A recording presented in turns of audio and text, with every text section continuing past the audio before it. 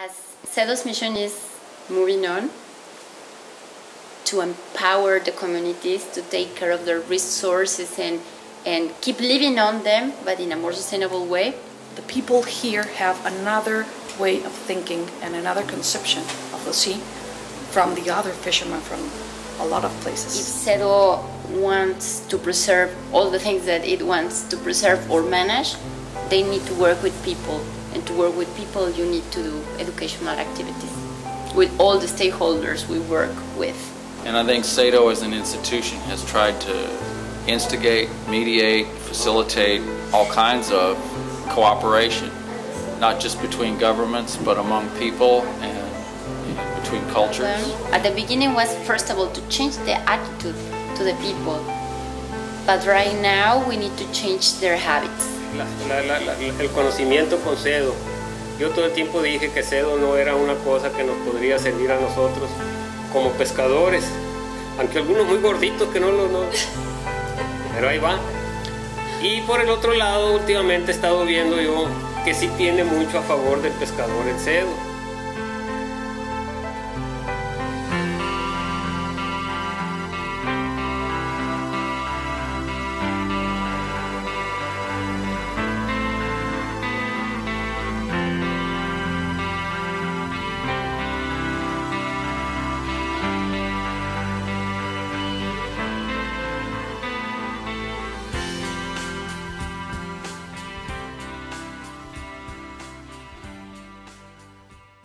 Right now, two main projects. One is environmental impact study.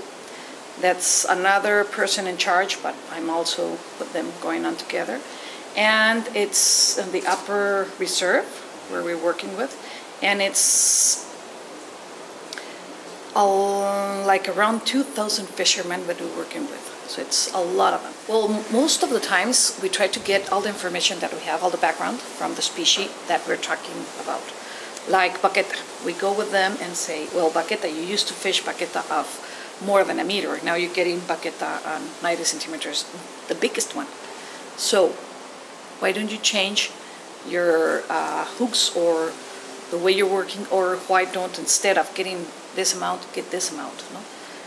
And the other important thing that we work with them is, if you fish too much of certain species, then you go to the market and they will sell it, yes, but for a less price because you have too much. So what you have to do is not too much and take it to the market with a good price. Things like that. No? And I think it's because we've been fishing for a long time by now, and now they're getting another way of thinking. Ahora no, ahora le pusieron su tarifa, la cuota. Gana más la gente, pescan menos y no están depredando tanto. Entonces, ¿qué es lo que nos hace falta aquí en Peñasco? Eso es lo que nos hace falta a nosotros. Porque aunque somos pescadores, no sabemos pescar. Las investigaciones que hace el CEDO, lo que está haciendo el CEDO, podría servirnos mucho a nosotros como pescadores si nosotros nos apegáramos. Si nos apegáramos a lo que es el estudio que está haciendo el CEDO.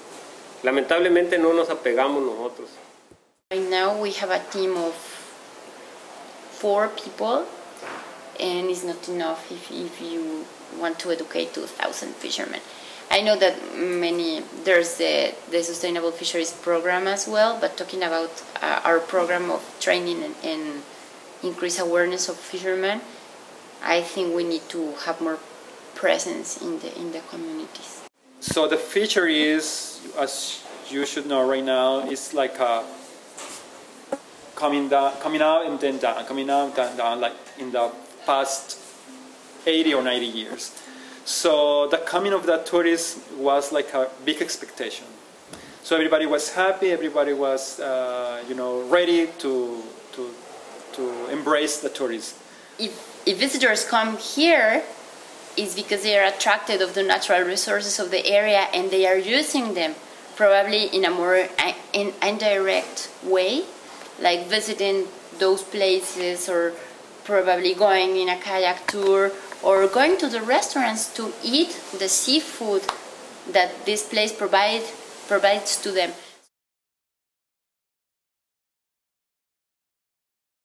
We have a set of talks, a set of field trips to offer to the people that come here to visit, either in the desert, either in the ocean. So we teach those groups, either academic groups or tourists, about the ecological importance of the natural resources of the area.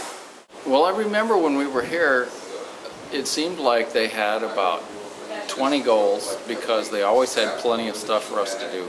I think we need to educate the tourists too. Of course, there always will be part of the tourists that won't care about it. There's always there's always be a part of it. But there's a lot of tourists that likes to. Well, you can see. Just an example is Costa Rica. It's a big spot for environmental tourists, and they spend a lot of money in order to get to there. So yeah, there's a way to do it.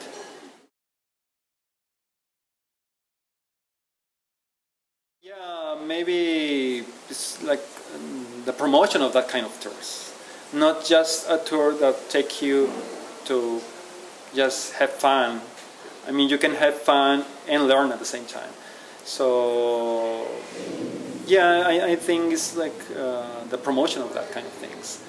We would need to work probably a little bit more to give them more advice where to eat or what to eat, in which seasons, for example, which places to visit, which activities to do. Like, okay, it's okay if you ride ATVs, just please don't go to the dunes or to the estuary and destroy the bird nests, for example, because some of the things they do, probably they don't even know what is going on there. So more information for them before they come.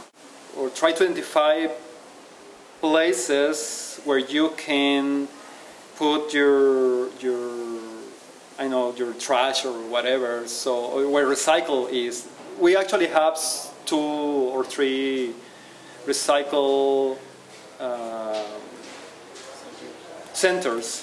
Yeah, so maybe identify them, and if you want to recycle, just take your trash there. Try to identify restaurants that sell fish or food or that is sustainable, something like that. I don't know.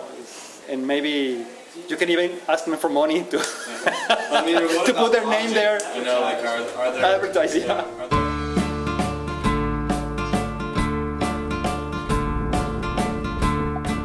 You know, I don't think enough emphasis in any educational setting is being placed on helping the individual student to feel some sense of empowerment and some goal larger than him or herself. And I believe this experience helps to do that, because any issue is really a global issue, but any progress is generally felt acting on a local level.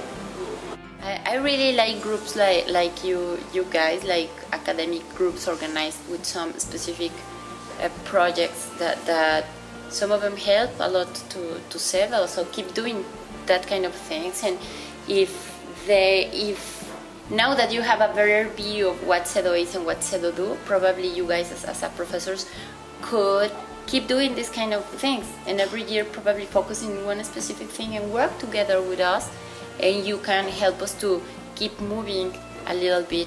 And also, of course, especially nowadays that we have this really bad reputation as come to Mexico is awful, and if you come you will die and you would get sick and you would, all of that bad publicity is better for the people to hear from your own words that most of those things are not true.